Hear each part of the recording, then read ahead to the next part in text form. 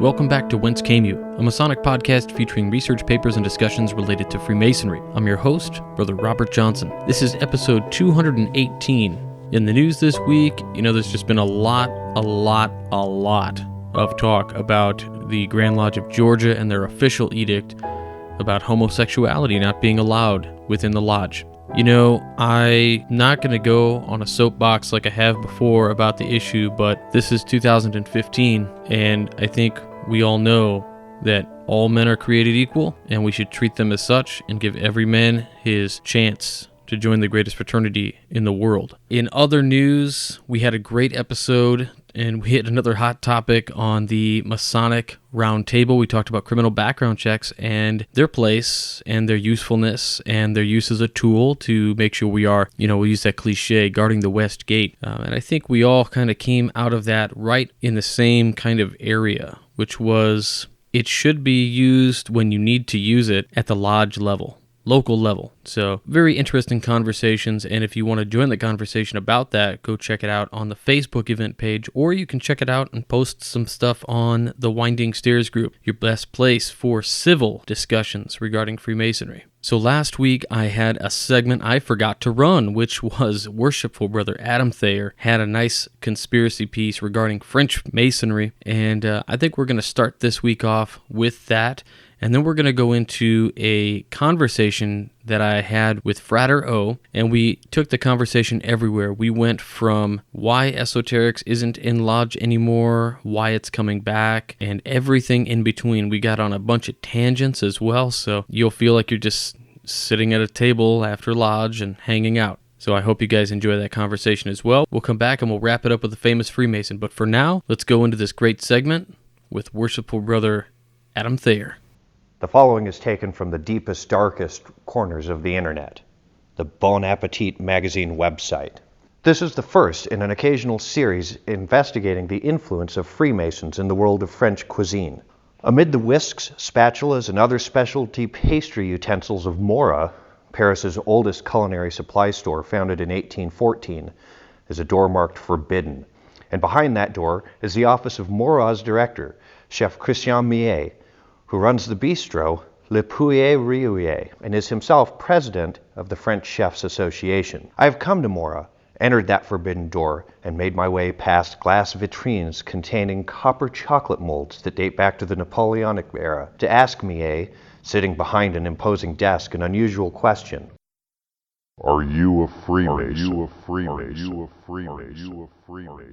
The question was less random than it sounds. There have long been whispers inside the French food world that all the top chefs are members of the Freemasons, and that membership can make or break careers. The gossip can, of course, be malicious. Of course, I've heard the rumors, a young Michelin-starred Parisian chef told me, adding that he'd heard an even younger chef running the restaurant of a 5-star so-called palace hotel is a Freemason, and that affiliation is part of his success. For those unfamiliar with the Brotherhood, the Freemasons are a semi-secret society founded in London in the 18th century, in part to promote Enlightenment values. In the U.S., despite their historical influence, the dollar bill is riddled with Masonic symbols. Freemasons today have about as much mystique as the Rotary Club. In France, however, it is different. Freemasons may have been behind the French Revolution, or so Freemasons claim. Napoleon's brother Joseph was a leading Freemason. The Nazis persecuted Freemasons. Even today, Masons matter. The number of Freemasons has grown fourfold in the last 4 years. The Paris publishing cliché is there are 3 covers that sell a magazine: How the Rich Spend It, Cures for a Headache, and Secrets of the Freemasons. The orgies in provincial hotels associated with Dominique Strauss-Kahn's scandal are widely interpreted in France as having Masonic overtones. As Alain Beur, former Grand Master of the Grand Orient of France, the most important lodge in Europe, explained to me, 1/3 of French fear Freemasons. 1/3 thank them for the creation of the Republic. 1/3 don't care. Likewise, Freemasonry has been intertwined with French gastronomy since early on. Most of the founding cooks, chefs who, after the French Revolution, created French haute cuisine, were Freemasons, says Bauer, and food itself has long played a role in Masonic ceremonies, a phenomenon explored in great detail by Edmond Houtin in his 2005 book, La Cuisine des Francs-Maçons. As Houtin reveals, Masonic ceremonies typically end with a feast called the agape. Even better, he provides the recipes. Georges Blanc's Poulet à vinaigre, Michael Moison's Pain garni à la Vernier, Joel Robuchon's Le pot à feu des compagnons. In fact, there are enough Masonic chefs in France that there is a secret guide to Freemason-affiliated restaurants. It's called Le GETA, and is a sort of Zagat's guide for Masons, listing those establishments with a Masonic affiliation, including one in New York, the now closed René Puyol. Masons actually enjoy preferential treatment at these restaurants in the form of an amuse-bouche, or at the very least, a personal card from the chef. Acquiring Le GETA can be tricky. I tried to buy it at a Masonic bookstore, but was turned down for lack of Masonic credentials. I got mine through other methods. Outside of the food world, however, the relationship between Freemasonry and the big French chefs is not widely known. Only a few chefs, including Robuchon and Moraz Millet, who answered my question with "Oui, certainement," are public about their membership. Inside, the subject and its implications are controversial. François Simon, the terrifying food critic for Le Figaro and the model for Anton Ego in Ratatouille, who is definitely not a Freemason, hints at an actual conspiracy. In his book, Freeloader, The End of French Gastronomy, Simon alleges that Freemasons function as a sort of food world mafia, determining the careers of young chefs, accelerating the success of some and slowing down others. Without explicitly naming Paul Bocuse as a Freemason, he writes that without having to raise an eyebrow, the great chef could ensure that any competitor who chanced to open a restaurant near him in Lyon would find the market suddenly out of squab and cream, among other essential ingredients. The conspiratorial discussion is a bit overwrought, but it seems likely that there are Masonic business networks inside the French food world, given how many chefs and food critics happen to be Freemasons. I discussed these conspiracy rumors with Monsieur Millet. He dismissed them with a grave frown. Freemasonry is traditional in our milieu, he said. It is even possible that the great Carême, Marie Antoinette Carême, one of the greatest early 19th century chefs, was a Freemason. My audience with Monsieur Millet was clearly drawing to a close. Freemasonry remains a sensitive topic in France, and Freemasons are a deeply secretive brotherhood. Monsieur Millet would reveal no more. Besides, it was time for his lunch. I decided to forego it, because my destination for dinner was Le Clos de Forcheray, a bistro near Gare Saint-Lazare, whose specialty is a wild boar stew. Add a meat-heavy meal of house plate followed by entrecôte. The chef, Christian Leclos, is another member of the Brotherhood, and his restaurant is one of their favorites. It's worth a visit. What made the experience memorable was the extremely warm welcome from Chef Leclos, who will treat you like a Mason, even if you aren't one. Many thanks to Worshipful Brother Adam Thayer for his segment. I always love it when he comes on to give us a little bit of education, even if it is a little bit oddball. Very cool. I had actually found the article and I said, "Hey, can you read this for us?" And yeah, he of course obliged. So many thanks. Next, we'll go right into the conversation that we had with Frater O. So sit down, relax, and get ready for some good conversation. I don't think we got too deep on the episode, but we definitely hit all cylinders, including a few that probably weren't there. All right, everybody, time has come. Frater O is back on the show. He had a little bit of an accident. He got a little car accident. He got a little banged up. Laid up for a little while, so we wanted to give him some time to recoup, but he's back in action. Thanks for being on the show, brother. Oh, thanks for having me back. Sorry I couldn't get back sooner, but the healing process had to move forward and move along, and I'm back. Could have been a lot worse. I haven't put my working tools down just yet. Still banging away at the Ashleys. Excellent to hear. If you guys don't know or if you haven't checked it out yet, Frater O has a Facebook page that just went up. It's an author page, so if you want to check that out, go over there, hit it like. Anytime he posts some updates, you can get some cool stuff that way. I'm sure he shares some good light over there. He's been not as active on social media as a lot of us Masons are because he's just so busy with other stuff. But something tells me he might start sharing some things every once in a while. Of course, too, if you want to reach out to me, too, that's another great means of communication. There's a few brothers that have reached out to me, and it's always nice to have that direct correlation there. So thank you. Absolutely, yeah. Great way to keep in contact. Facebook just is kind of the way the world works these days. It's the interplanetary, well, soon to be interplanetary medium. We'll have Facebook but it'll be all over the solar system.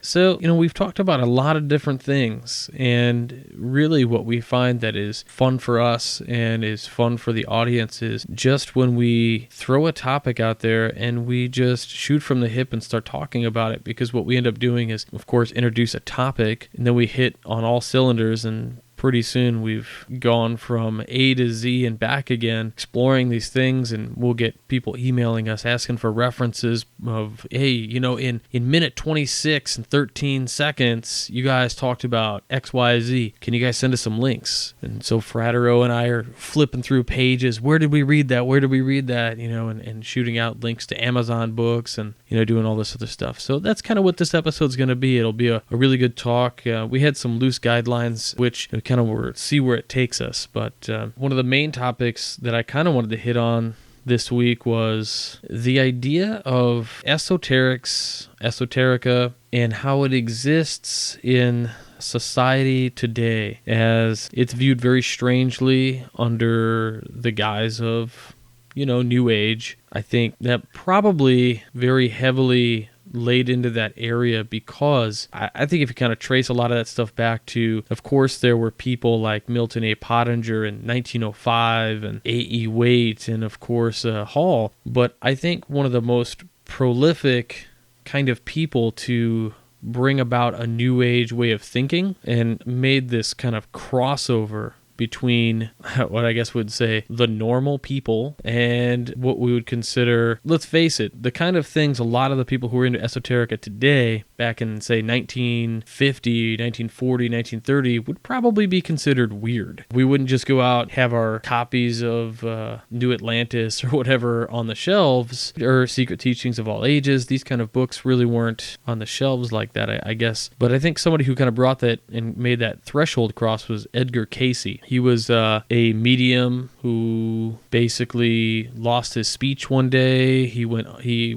underwent a hypnosis session, and in his hypnosis session, he diagnosed himself on why he couldn't speak to the actual doctor who was hypnotizing him, and he woke up and he could talk just fine because he diagnosed it, and it was some sort of like will to speak or something. I can't exactly remember what the issue was, but he opened up like this portal through which the normal people could kind of get a glimpse into this esoteric world. And Cayce was kind of the father of the New Age movement in that sense, as it relates to normal, I keep saying the word normal. What is normal?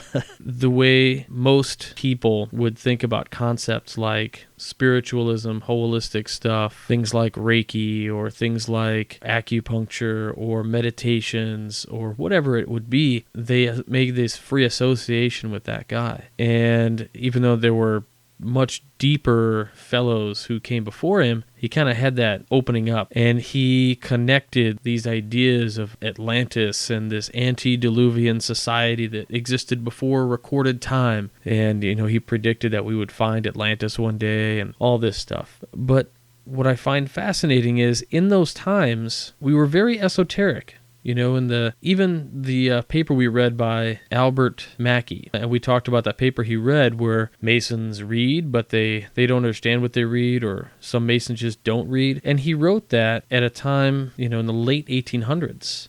And we're looking at the spiritual movement of the early 1900s, and then it just falls off and out of the lodges. And I'm curious. I wanted to ask you, why do you think the esoterica just fell out of the lodge? What happened? Well, the war was really the major catalyst to that. Definitely World War I and World War II. If you look at through history, there's all these amazing publications that were being published back in the late 1800s and early 1900s, just before World War I. And you have the Theosophical Path, the Light. You have a couple Brotherhood books that were being published by a lot of well-known authors. Gould and Mackey were the editors. And you can find a lot of these on an archive by a bunch of brothers, or not brothers, but just general occultists and collectors called the SSOC. And we'll provide a link to that. And it's a nonprofit. Everything's funded by themselves. They put all the books up online. But they also ask you to make a donation since they pay for all their own hosting, or you can make a nice donation and receive a thumb drive with all these amazing scanned, rare esoteric books from like the early 1800s to even the 1900s that are past the copyright, and just rare stuff you could never ever get your hands on, regardless. Even if you were in the House of the Temple, they have stuff that the House of the Temple does not have, or Wow. regardless of any Masonic library. So it's a great place, and you can just dig in there, and they have so many great texts from regardless of Edgar Casey, or I like to refer to a lot of theosophy movements that were going on. And it was just this massive ball of energy, and that was just based on esoterics. And then the war happened, and then everything changed. Why do you think it did, though? I mean, did all the smart guys go off and get killed? I mean, what do you think changed in the dynamic of lodges? I mean, it's kind of interesting in that if you look at the lodge cultures around the world, 2015, you find some very interesting things. And for instance, UK Masonry, say like in England proper, I should say, it is very much different than it is here in the States, in that once you become a master over there, you go for rank and title. There's a lot of that goes on over there. I don't know too much esoteric stuff that gets studied over there, but I know it is there. Now, for instance, in France, it's very esoteric. Here in the States, I feel like it isn't esoteric. We want it to be esoteric, so we bring it in. And I feel like so many bros that, they come in with the information that they're expecting or that they try to bring in. And these guys are usually also members because they joined Blue Lodge Masonry, didn't get what they wanted, and so then they go off and they join AMORC, or they join a Rosicrucian Order, or they join OTO or Golden Dawn, and they try to take that stuff and they bring it back to the lodge. And I find it interesting that they do that. And going back to what happened in America, you can look at like 1915, I think Frater O and I were talking one day about really looking at the timeline of Masonry. And you can see this, it's been esoteric from, I mean, of course it did have its times that it was not, like every period does, but pretty much from Albert Mackey to 1915, it was very spiritual in its movement, I guess. Lots of symbolism that was discussed. I almost wonder if symbols and symbolism played a deeper role then than now, and if that corresponds somehow economically to more people being able to read. I wonder about that stuff constantly. Well, if you look at when the war happened, and it took a major chunk, if you look at the numbers, it took a major chunk out of the membership. And then, being this esoteric topic, I mean, if you were someone who lost all your friends in war, or you came back injured, or what you saw over there, and you came back to this esoterics, it would scare away a lot of people because they would really turn to God, or they would turn to these religious icons or whatever their deity might be. And so at the time when they were not so esoterically inclined, and they would see these orders, they would be really scary for a lot of people. This is my personal opinion, of course. And so Masonry went through a lot of changes, not to be so rough, not to be so deep, not to be so it can actually recover back from the wars, is because they were literally dwindling. And then they had they were able to bring back so many people from after both wars and bring that back. So during that time, you had this massive change of bringing it to being esoteric and studying the macro and microcosm and understanding on how planets move and astrological alignments, and to, hey, why don't you come by? We're having a pancake breakfast. Right.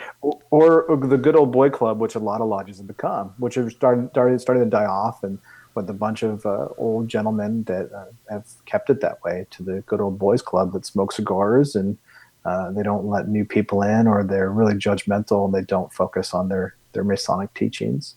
And those are usually the death traps for the lodges, unfortunately. Those people, we've seen them, and many brothers can agree. I know you can. We've seen them go down firsthand. And many brothers try to jump in, the younger, the esoterically inclined, and bring it back. And you know who you are out there. And hats off to all of you, even you, RJ. You've done an amazing job with what's going on at your lodge and being in the East. And esoterics is slowly starting to come back now. This new influx of brothers that we've been seeing over the past 4 or 5 years, maybe even it's longer, they're asking those deep philosophical questions. They're the ones that go, there's a lot more going on here. And they usually exhaust the people in the room, or they exhaust everyone in the lodge to find answers until they find it, or they move along.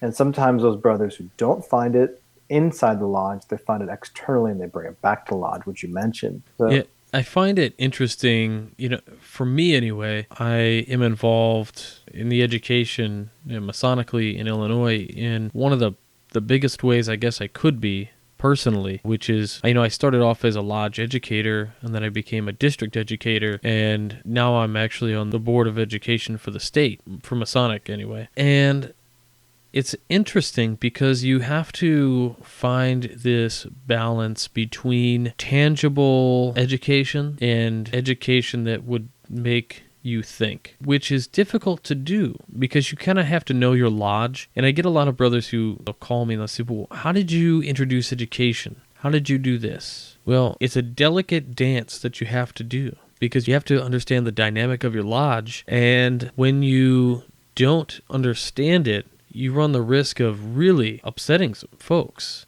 Charles Harper, he actually posted on Facebook, posted a picture which was a screen capture of an email or a Facebook post or something that somebody had actually put up on his lodge's website, which was, "This lodge has too much education." And for brothers like myself, if we never ever had a stated meeting and every meeting was education, that would be just fine. I would be okay with that. We would save a stated where we pay lodge bills for like a temple board meeting. That wouldn't come into the Masonic Lodge at all. But it is just so interesting to see this dynamic of education coming back in. And even so, as a lodge educator and working with the Grand Lodge of the state of Illinois, the dedication, it's not like Grand Lodge says, hey guys, here is your guidelines for the Masonic working tools. What ends up happening is the brothers out there, if you have a question about this, by all means email me, but I'll tell you that going into Masonic education on the Grand Lodge level is really no different than the feelings you had coming in as a Mason. That is, you expected one thing and found something else. The guidelines for education I am supposed to teach, it's probably an 80-20 split. As a lodge education, I should know a lot of the answers to the questions of esoterics, but my primary goal as an educator is actually to teach lodge education along with leadership and management skills, which is bizarre to me. I mean, it has almost nothing to do with the reason why I got into Masonic education to begin with, but that's beside the point. Why do you think brothers are coming into the fraternity expecting esoterics? Before I answer that question, let's go back. I mean, that must be an uphill battle consistently politically that you must have to go through to get back to our roots. It's interesting to see these movements and these battles happen consistently in different states. Colorado has done a phenomenal job on the traditional observance and really bringing that authentic presentation of Masonry to the candidate and really driving the esoterics home, and not, just some gentleman memorizing esoteric passages with no idea what it's about. And that's, don't get me wrong, those people serve their purpose too. But it's always nice to have that educational and that push behind it. So it's great that you're making strides in Illinois, for the state and for all the brothers. We're trying. Like I said, right now we have a new incoming Grand Master, so we have some plans and some things to get through as far as the business side of things and the way lodges are handled, and to make sure that education is first and foremost, but that comes with also educating leadership. So once we surpass that and we can get that done, we can focus on things like let's take the square and go even deeper. Let's take the 24-inch gauge and let's take it 5 levels deeper than what's exposed on paper. So that is something we are working toward.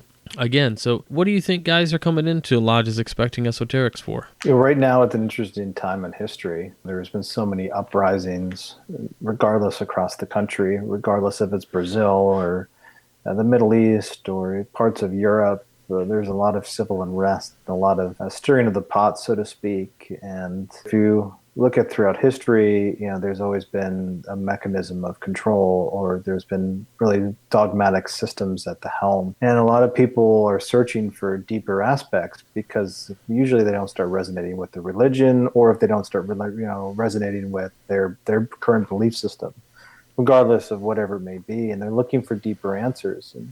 And with the progression of media and with the progression of movies, you see a lot of people coming in the door looking for those esoteric aspects because they've exhausted all the other opportunities, or they thought that this would be the next step in making them a better person or getting more in touch with deeper aspects of themselves. What do you think? Like, what are you seeing in Illinois? Well, mostly I'm seeing guys come in who, as you said, it's a very interesting time because growing up in a time that we did, or if you're a little bit older even, when I grew up, I was taught the science. And so that's what I accepted. We've got some older brothers out there too who weren't taught the science in school like the way we understand it today, but they learned it and accepted it. Now, within that dynamic, I guess, is that we're looking for more. We have science that explains what we can explain. We can talk about the Big Bang. We're pretty certain that that's a fact, that it happened. We're pretty certain that far enough on the outside of a universe that we're probably next to several other universes that we'll never get to. A lot of scientific probabilities that are looking pretty good to be proven. And what I think happens is brothers are looking for a deeper explanation to what this is all for.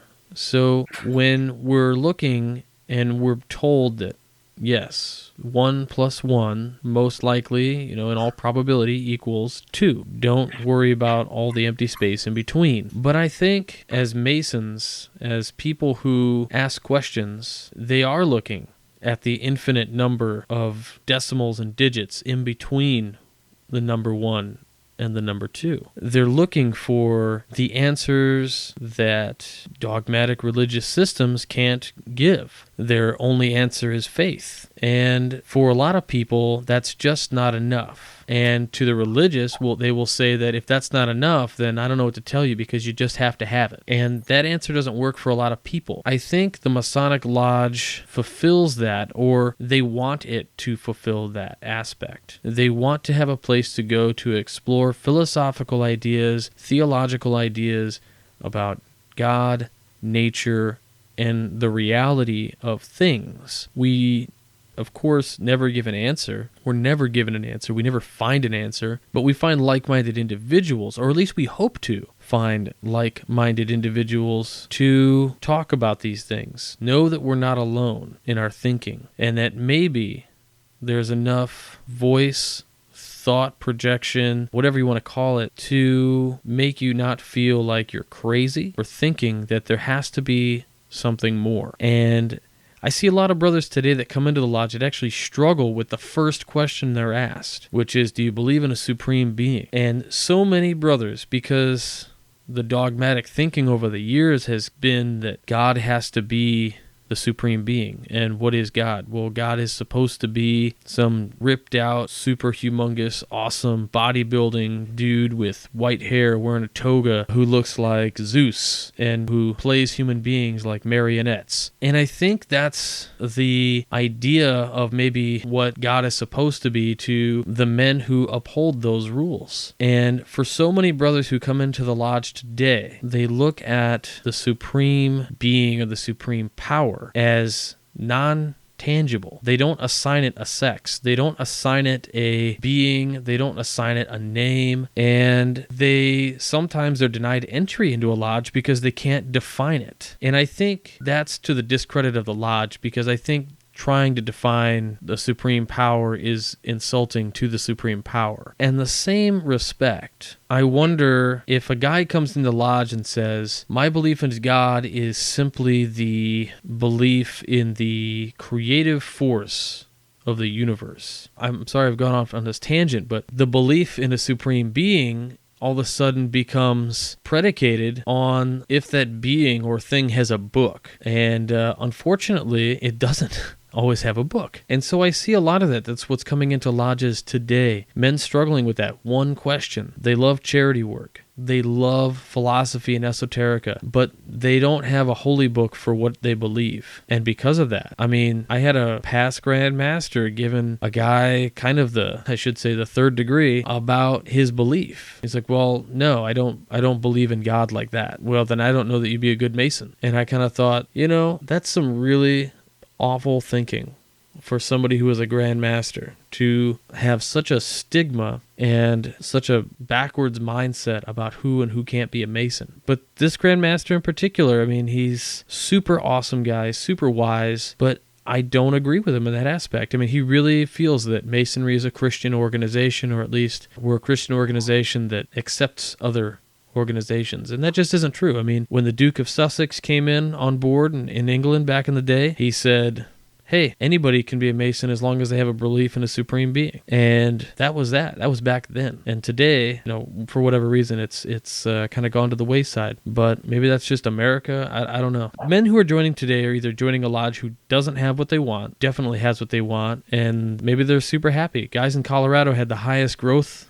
in 2013. I don't know what it is in 14 or 15, but the one lodge who had over 300 positive in growth. Maybe that is because, they're putting out the esoterics. But down in New Zealand, I'm pretty sure they outlawed the term esoteric masonically. So you tell me, man. I don't know. Well, there's this big shift that's happened inside of Masonry. People are getting back to their roots, and then you have the old, after post-World War II, the good old boys club that have turned it into a good old boys club.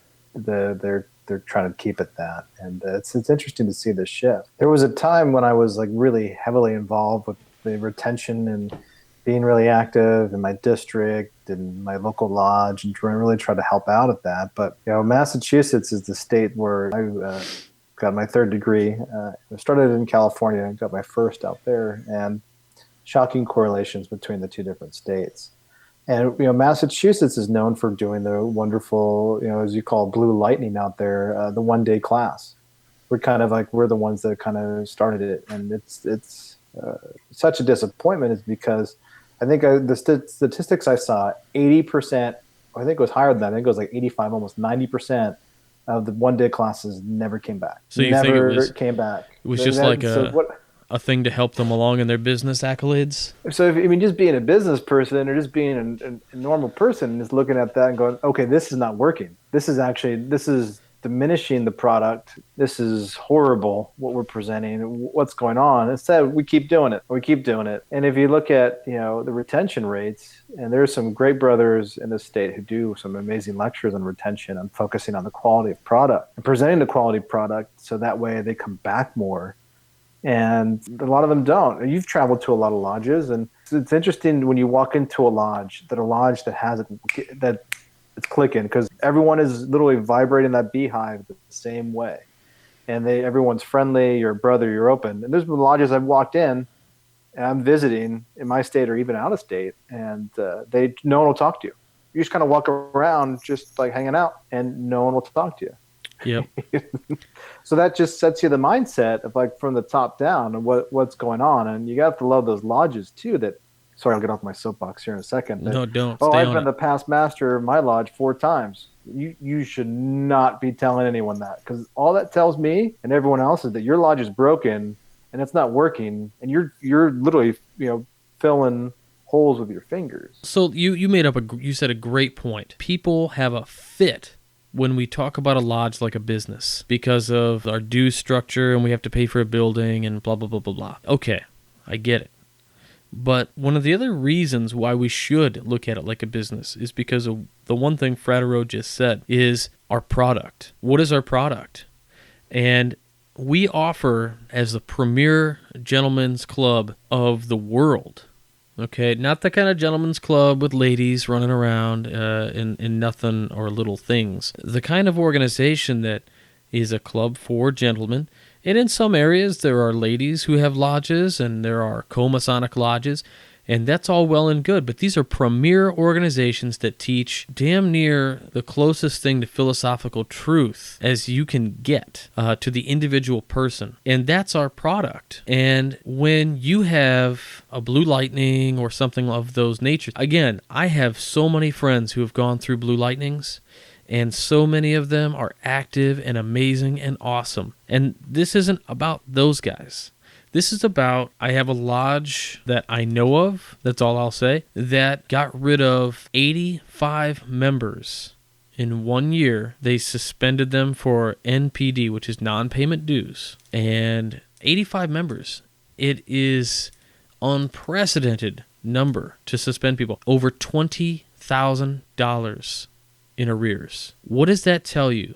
That $20,000 didn't come into your lodge. 85 people didn't come back for the last 11 years. Now, that tells me that A, they weren't dedicated enough, and B, maybe the product was subpar. Of course, I'm going to make a note to talk about this a little bit. I use it, but I really despise the saying, you get out of it what you put into it, because I find that is a cop-out. I think I'll get back to that, but I just think that the product needs to be there. It needs to be good. We need to look at marketing, not like making a commercial, not like inviting the cheerleaders of your favorite sports team down to your Grand Lodge function, sign autographs and get members to come down. I think those are gimmicks. What's the real product? What are we selling? I mean, let's be real. Degrees cost money. You have to pay to get a degree. $50, $100, whatever it is, a degree in your jurisdiction, or in your lodge, I should say. But it's a product. And once we deliver the products, the 3 products we have to offer, the elusive 4th product, maybe 4th and 5th product, fellowship and education, how good is it? And I think we need to look at that.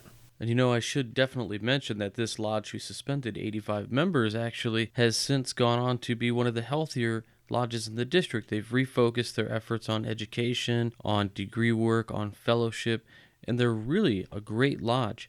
I actually think they're one of the healthier lodges, again, in our district. By eliminating membership of 85 members who fail to come in, they've inherently increased the value of the product, because one of the products of Freemasonry is exclusivity. Now, when you let so many people in, you're diminishing the product. So by diminishing or by removing 85 members, you have essentially increased the value. You hear the stories all the time on when brothers became members is because that one brother was a widow. And this is one story from a Grand Master who's become pretty close with, who tells me, and the reason why he became a Mason is because his mother was a widow. Every week there was a bunch of brothers that would show up at the door because his father was a Mason, and they would make sure if there was the food in the fridge, groceries, they'd give her money. They were always making sure she was taken care of. And these were gentlemen. These were outstanding members of the community that actually cared and made the system better where they lived and to make it a thriving environment. And that's the reason why he became Mason. So if you focus on quality product and you focus on the virtues that are taught, from the beginning, that quality product, and the product's going to speak for itself with every person that you're giving those teachings to, and their actions, it's just going to show. And actions always speak louder than words. And if you can, go ahead. No, I was going to say it's absolutely true. I mean, I'm not going to get into politics, but you'll know where I'm saying. Lip service. True. It's so true. And I know this is kind of like, we'll get off our soapboxes here, but I think we both hit home on some very touchable subjects in Masonry, because we're both very passionate people, and we care a lot about this quality product. And it's affected both of our lives immensely. And it brought both of us together and connected us with amazing people to this day that we never a million years crossed paths with, regardless of religion or color or race, or regardless of any aspect of religion or whatever it may be. And it's such a great institution. And so when we see it, when there's problems, these problems need to be addressed. These problems, or these opportunities that need to be addressed or have always been coming back and forth. And now we're finding ourselves facing these opportunities. And it's been amazing to see a lot of these younger new Masons really grabbing the torch and running with it. You see this consistently, and maybe it's because of what the New Age or the conspiracy theorists like to talk about, on how the Mayan calendar ending in 2012 was the end of an era. It wasn't the end of the world. It was the end of a certain time period and birthing into more of a golden age where topics are going to be thriving and the liberal arts are going to be coming back and philosophical thought and is slowly going to start to come back into society.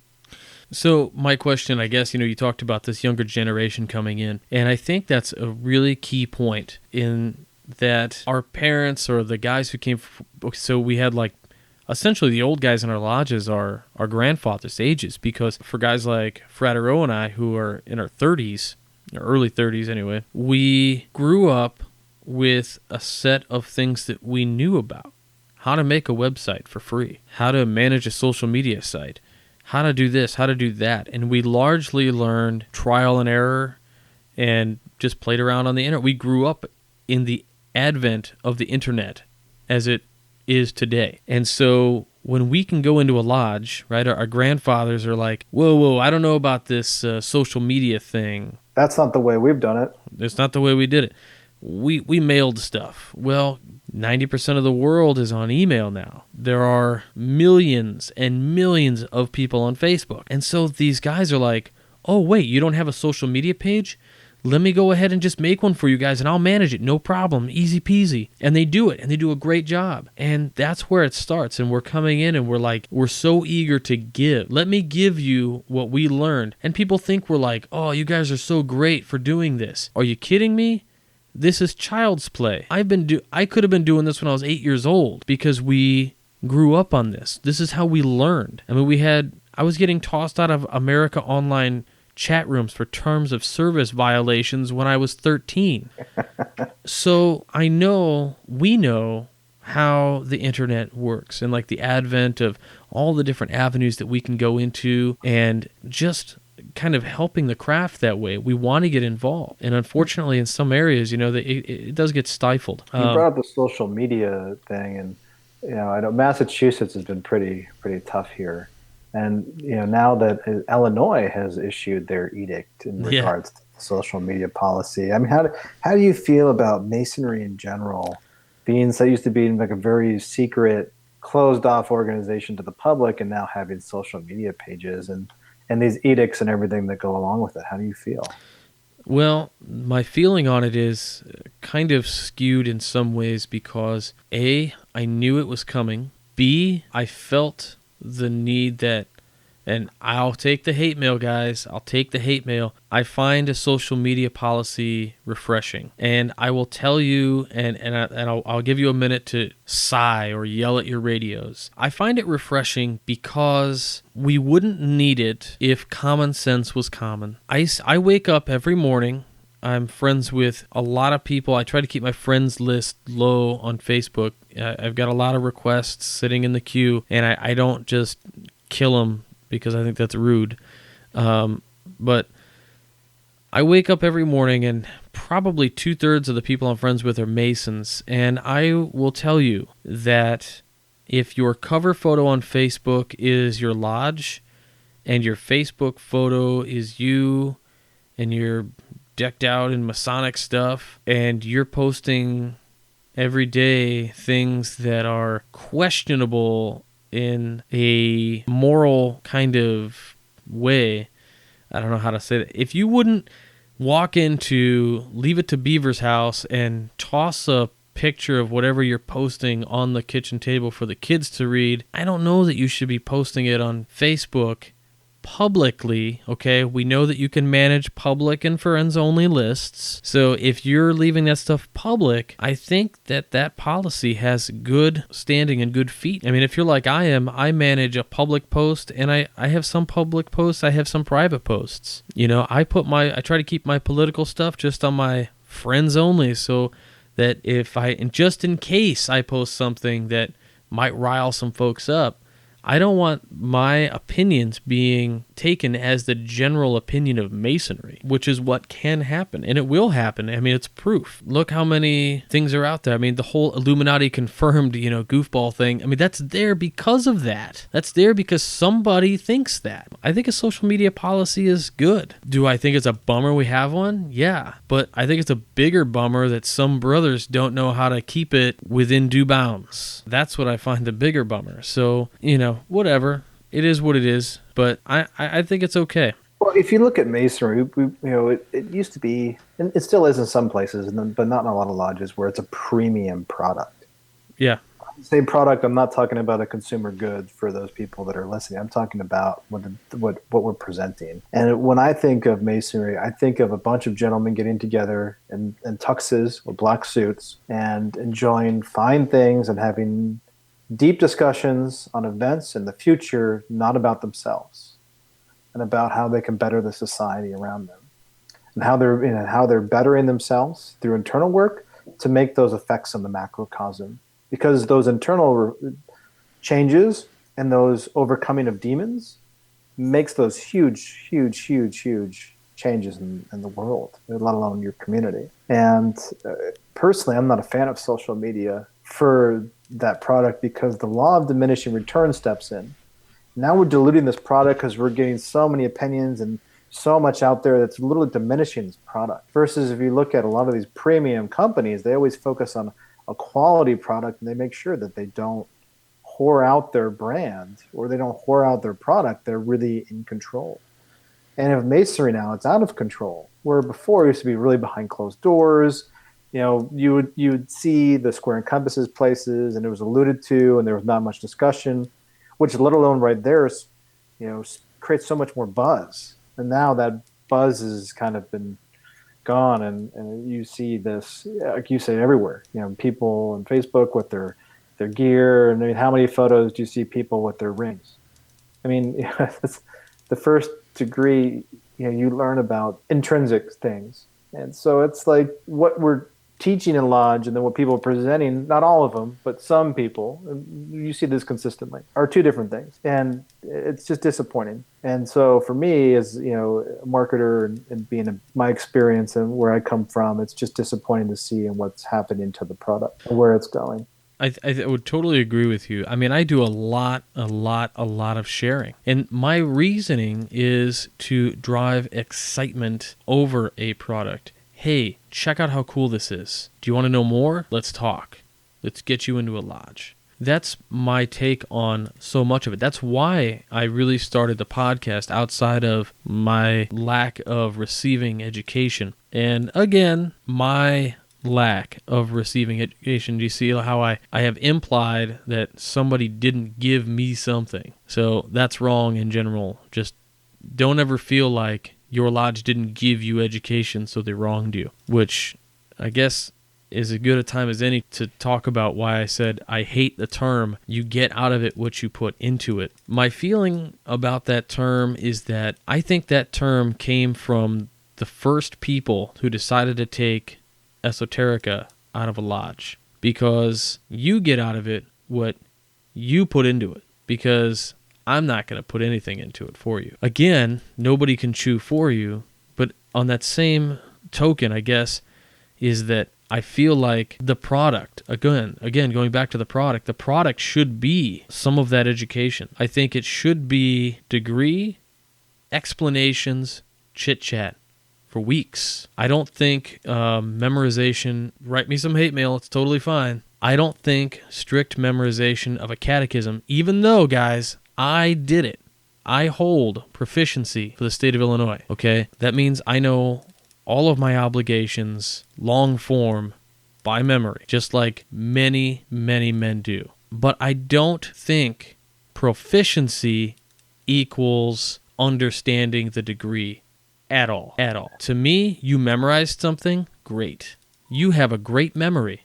That's all. That's it. Because if you tell me that the first time you read Old English and memorized that and you understood what it meant, I'm not going to call you a liar. I'm going to say you're got to be stretching the truth, though, because there is no way, okay? Maybe the 30th time you read it and you really worked through it, you really started to understand what you were talking about, okay, I buy it. But I don't think that just memorizing a catechism says anything about your understanding the degree. And somewhere along the lines, that became the gatekeeper for you to receive your next degree. Otherwise, what would it be? You'd be waiting years between degrees for you to do the actual work. Frater O did the actual work on his first degree. He went from, what did you do? Did you do 5 years between 1 and 2? Yeah, 5. So there you go. Somebody actually did it. But I digress. Well, if you look at a lot of other countries with Masonry, if you look at South America, they take it very serious. And maybe we've discussed about this on the show in the past. I'm not sure. We've had so many discussions, kind of blur between our discussion via the podcast and personal ones. But if I'm repeating myself, I'm really sorry, everyone who's listening. But Brazil, they take it very serious. Where it's until you've proven you've learned to subdue your passions and you've hung around the lodge enough and you've learned to change and become a better person, then you're allowed to progress forward. The same thing with the Scottish Rite. It takes people sometimes 10, 15, 20 years to get their 32nd degree through the progression of Scottish Rite, because each degree is teaching you in a very important part of a mindset, where it's a vibrational level that corresponds with the spinal column. There's a reason why it's 33 degrees. Granted, the 33rd is optional. So you get to even Italy. It's very, very, very, very serious in Italy, and they take it. Well, if you're not XYZ, if you're not adhering to the first degree obligations, they'll cut you loose. They have no problem being like, "Hey, see you later. This is not for you." And right. Their people are lining up in a lot of these countries because it's such a quality product, and they can see I want to be around these people because these people are making a difference in my community. These people are making a difference to make the world a better place, regardless of it's science or engineering or mathematics or a teacher or whatever it may be in the world, and they're not focused on these superfluities of life.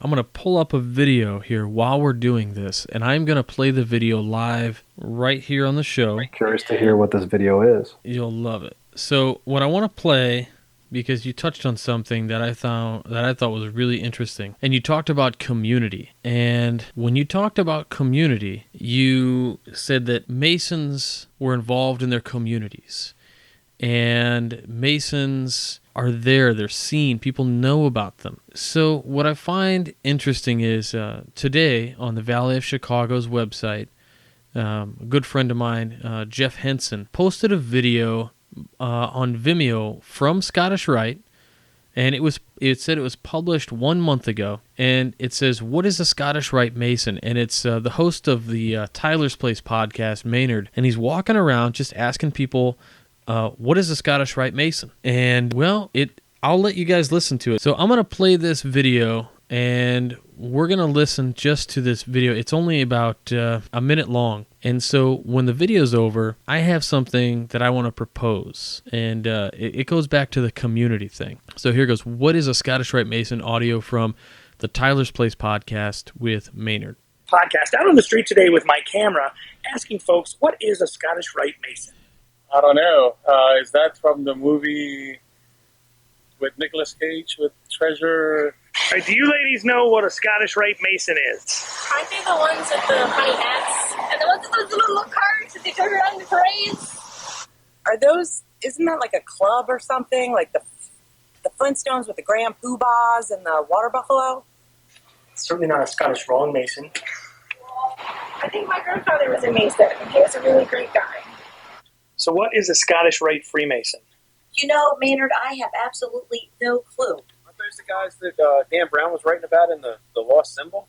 Do you know what a Scottish Rite Mason is? Yeah, those are the guys that meet in the creepy building by the library. Would definitely have roots in Scotland for sure. So, do you know what a Scottish Rite Mason is?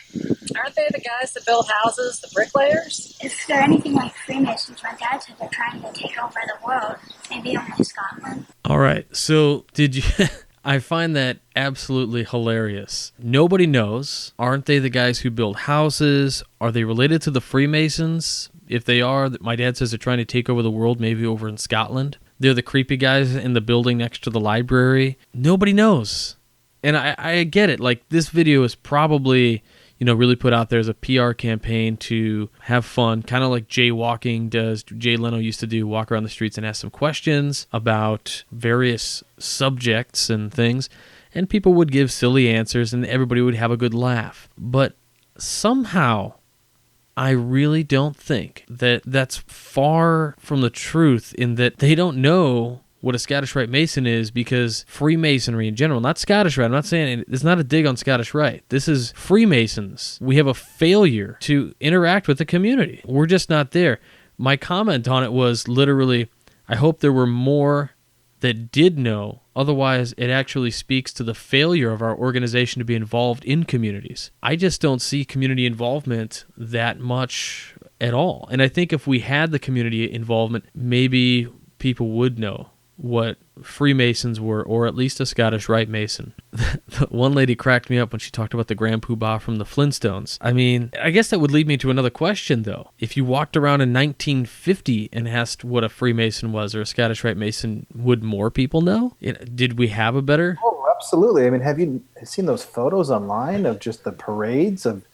We're talking just, a Scottish Rite parade, or even a Knights Templar parade. That would be hundreds of people that would take over the city, and they would always focus on community. I mean, I don't know if you've seen any of those photos, but they're just breathtaking. Yeah, just the huge parades. Huge. I mean, we're talking thousands of people that are lining up on the streets. So what happened? Where'd we go? Well, I mean, this is interesting. There's a brother, Richard Casaro. I forget the pronunciation of his name. He wrote a really interesting book, and I had the pleasure of listening to one of his lectures. And he proposes the fact that it was taken over by old world orders. And so you hear the conspiracy theory, and there's a lot of truth to it regarding the battle between new world orders and old world orders, and the old world orders being monarchy of control of crown and bloodlines, and the new world orders, which is for empowerment of the people to think and be free and to govern themselves. And if you look at, he proposes an interesting theory on how it was taken over after, post World War II. Was slowly, people came into the organization, changed it, dumbed it down from being this really deep esoteric to focusing more on getting away from that. And then at the same time, he shows is the birth of the Federal Reserve, the Council of Foreign Relations, and the Trilateral Commission, and the International Monetary Fund. Woo. And he gets pretty deep, but he stays grounded. He doesn't go David Icke and really deep conspiracy, lizard people kind of stuff. David Icke. Oh man, he's got some good stuff. Could it be right? Maybe. I have no clue. I haven't seen any lizard people, so I don't know. But he proposes on how it was a deliberately dumbing down of Freemasonry to get away from its true aspects, because it was such a powerful organization. And it's been so powerful in the past, it's been proposed by many historians that it's been the root cause and the catalyst behind pretty much every single major revolution that's existed across the continent, regardless of Europe, South Africa, Asia, different parts of it. They say that proposed by a lot of different historians. So Richard proposes a really unique theory on how it was deliberately dumbed down by the old world order stepping back in to gain control, which this battle has always been about. And the Templars faced it. There's always been this polarity aspect that battles back and forth. Now, how true is that? I don't know. I honestly don't know. I mean, we're looking back at history, and history can be written by anyone. Right. Well, it's funny because what I see is I see an organization, again, if you want to call me an elitist, that's fine. That really just says that you're insecure if you call me an elitist. But we have an organization that was elite, smart individuals, leaders, good, true people who wanted to understand people. They listened. They were philosophers, teachers, police officers, lawyers, doctors, you name the trade, and we were there. And of course, there is the arguments that perhaps there is no evolution from operative to speculative, that they coexisted all the time. And so that there was a blue, I guess you would call blue collar operative masonry went into speculative masonry, and that's where it has its roots. So whichever path you decide to take, it doesn't really matter. What matters is that we were skilled professionals, smart, and we were elite. We were the best of the best. And I can't say that anymore. It's going to come off as a dig on some brothers, but I'm not saying to those brothers. Don't take it personal. We're only looking at. I'm not looking at and facts. Yeah, I'm not saying for me, I, for 3 years in my professional career, before I was a trainer, I emptied aircraft toilets. I'm not talking about like your job, your station in life. I'm talking about your smarts. I know lots of brothers who have amazing intellect and blow me out of the water whenever they talk about stuff. So that's the kind of elite I'm talking about. Intellectually elite. And again, I can't say that completely of the craft today. I find that we have been deluded very much so. I'm a little bit different than Frater O in that I don't find our delusion as much in social media as I find our delusion in appendant bodies. I find that the overabundance of appendant bodies are shiny keys. They're really distracting. And I'm not talking about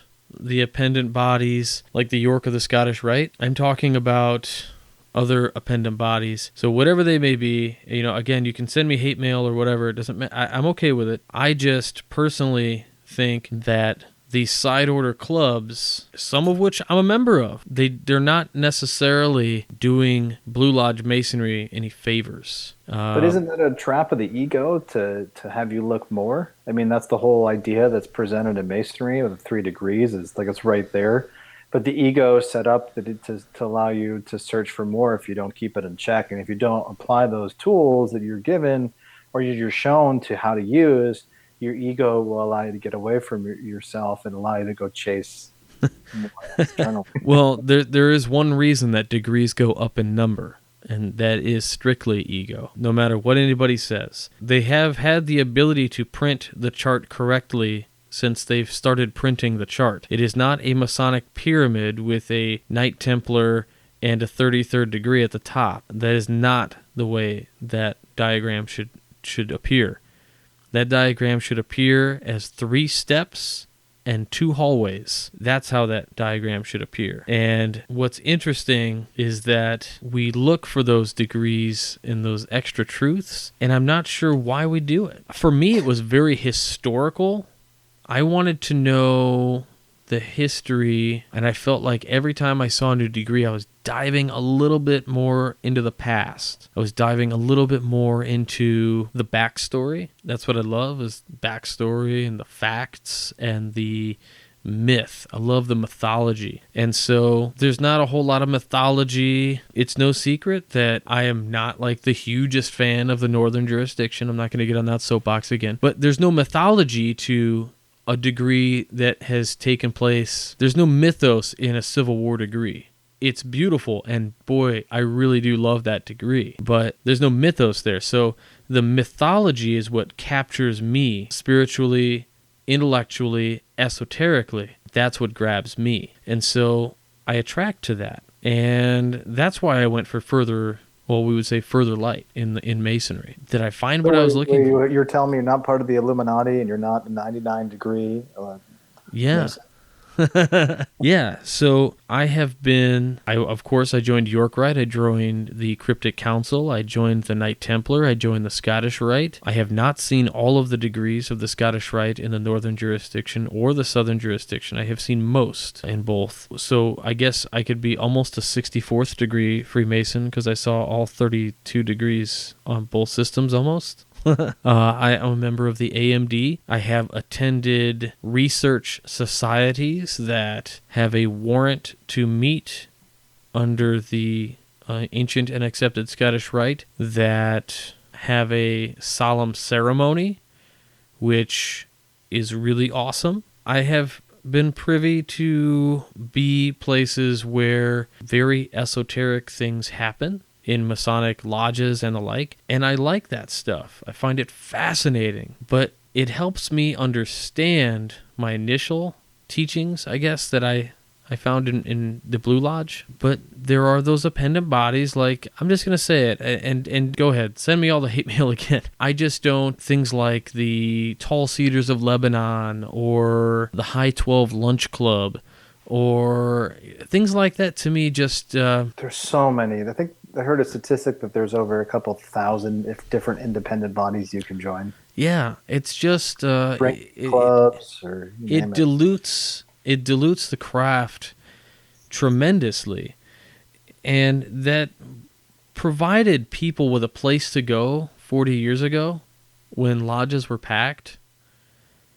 But today, it's pulling brothers away from the lodge, and you have struggling lodges. And if you would just give them what they want in the Blue Lodge, maybe they would just go there. If you want the Robert Johnson Lodge, my druthers would be education meetings with a stated business meeting that lasts 10 minutes where we don't read minutes, and afterwards we have a tap and we can pour beers and have a junior warden who can guard against intemperance and excess and be the designated driver and make sure everybody gets home safe. I'm just saying, that's the idea.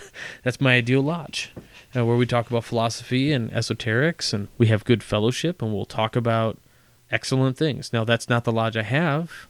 That's not the lodge I don't think anybody has. Well, there's one group out of my fortunate travels in Masonry I've seen to get it, and that's the DC Scottish Rite. Hats off to you boys. If anyone's listening from that jurisdiction, man, if you're in the Scottish Rite and you want to see on how Masonry is truly presented, that's definitely the place to stop in, because it's they get it. Yeah, they get it. They meet weekly, for one, even though it's a Scottish Rite. They have 2 different reunions, but they meet weekly, and each week it's a dinner, free, you can go to, and we're talking hundreds of brothers show up from all different walks of life, all different colors, all different races, all different religions, and after dinner you can break out. You can go to a philosophical school where you can have a deep discussion, or you can go to the reading of the minute. And then after that, those usually break out for about an hour. When those end, you usually have a guest presenter, and it always changes every single week. That's a brother, that's an active member or a member passing through. And when I was there, they had an Army general giving a lecture, or not a lecture, but it's a talk. And before that, they had a nanotechnology professor. So it's like every week, it's like always consistently you're around these people that are like pushing science, that are really pushing the envelope of politics or whatever it may be, or even business, or even just like a local school teacher, or even a philosophy professor. All walks of life that are always bettering around DC. And it's just intoxicating when you're around there. When you walk away, you're like, wow, this is just unbelievable. This is just happening. This is a thriving environment. Everything I've been searching in my 10 plus years of Masonry, I found it there in the DC Scottish Rite. So hats off to you boys. And if you get a chance, stop in. That's amazing. I mean, to be around, there's an old saying, right? If you're the smartest guy in the room, you're in the wrong room. Mm-hmm. And I find that so edifying to go into a room of people who make me feel about as big as an ant intellectually. I thrive so much in that and try to soak it in, and it feels so good to like walk out of there and you're trying to make sense of the catalog of information that was just thrown at you. Those kind of experiences is the product that I wanted, and I really think if we can get back and do that. Now, do you have to have a speaker every single week? Do you have to do this every week? Do you have to live up to DC Scottish Rite? No, you don't have to, but you're not going to have 200 bros at your meeting either if you don't. But you could have that if you really wanted to. There's a lodge in the neighboring district, the 2nd Northeast District, state of Illinois, Palatine Lodge. Brothers around here might want to go to Palatine Lodge on that 4th Tuesday. Actually, no, it's the 2nd Tuesday now, I believe. They open on the First Degree Just for Education on the 2nd Tuesday of every month. I think that's a great start. They do go dark in the summer, I believe, for a month or 2, but every month 2 or 3 Masonic speakers with Q&A. We'll have a great dinner, pack the lodge, and we talk. and we present. I've been out there to present a few times. I presented on colonial masonry. I presented on the science of the word, and it is the coolest experience. And I've been in the audience there too, to listen to people talk about leadership, listen to people talk about the number 3, just whatever. But you walk out of there feeling great and edified and with knowledge that you just can't wait to share. It's a great feeling. It is intoxicating, and when you walk away from that, you try to take that back to your lodge, or you try to carry that momentum with you, and it's always refreshing to find that. And there's, I'm sure there's brothers listening that are like, oh my gosh, they've only been to my lodge. I'm sure it works. Whatever you have works. It was working. Try to share that with your Grand Lodge or other lodges, or keep more of an open door policy. And allowing other brothers to travel through so they can spread that along, or reach out to both of us and let us know what's working. And it's always nice to hear those other fellow travelers. I totally agree. And so, like Frater O said, if you're a lodge out there, then you're listening to this and you think, man, those like not being in the kind of lodge, like you might be in some awesome education lodge and you're listening to this thinking, wait a minute, lodge isn't like my lodge everywhere? No, it isn't. And that might come as a shock to some people that education has been tossed to the lodges of research in the state almost completely. I used to drive 40 minutes to go to a lodge meeting for them to read 17 minutes worth of minutes and then go home. That's not cool. Not at all. Juan Sepulveda said it best in the Masonic round tables. At the end of the day, you might have to leave your lodge and find another one. Yeah, that's true. And there's nothing wrong with that. As long as you can demit on good terms and find another place. And I can speak on that behalf. I have not, mostly because I had a pretty decent experience in my lodge. I mean, aside from the education lacking, we were able to bring it back. And as a person, I enjoy a good challenge, and I got involved and made the change that I needed. I'm not somebody who's going to sit and complain and not do anything about it, and you shouldn't be either. If you can't change it, if you just don't see a way to, then make the next best thing. Go to another lodge. If you can change it, get involved and change it. There's a great brother who emails me all the time, and that's not a bad thing, brother. I know you're going to listen to this. Brother Matthew D. That's all I'll say. Emails me all the time. Just joined the York Rite. Had a great experience there. I was totally stoked to read about it. And he does education for his lodge. And it's an education, not just lodge education, but they have a lodge education initiative. So it gives it that formality of actually having to present or consequence. So he consistently presents Masonic education. He'll put up the Masonic minutes from Steve Harrison for the lodge or for special events. So thanks for putting out the good word about WCY, Matt. I do appreciate it. But make the changes. There's the famous meme, be the change you want to be, or make the change you want to be, or something along those lines. And you should do that. But also, don't step on toes. Don't hurt people's feelings. And be mindful. Be respectful. And don't be afraid to fail. Big words right there. Frater O nailed it. So many times the ego, which has been presented to us on the third degree, fear, doubt, or disbelief, and those are the killers of bringing anything from a thought into an action. And just go for it. Jump in with both feet. Yeah, I mean, if you're scared, there's a reason you're scared, and you should probably do some internal work and try to figure out why you're scared. Is it because, I know for me, like speaking from personal experience as a new Mason back in 2008, I would not have suggested anything from fear. And the fear was the fear of stepping out of my role as the lodge newbie. The fear came from I didn't want to be ridiculed. The fear came from not wanting to essentially say something that was actually probably quite intelligent, but come off looking stupid because nobody knew what I was talking about. Like, those were my initial fears when I joined.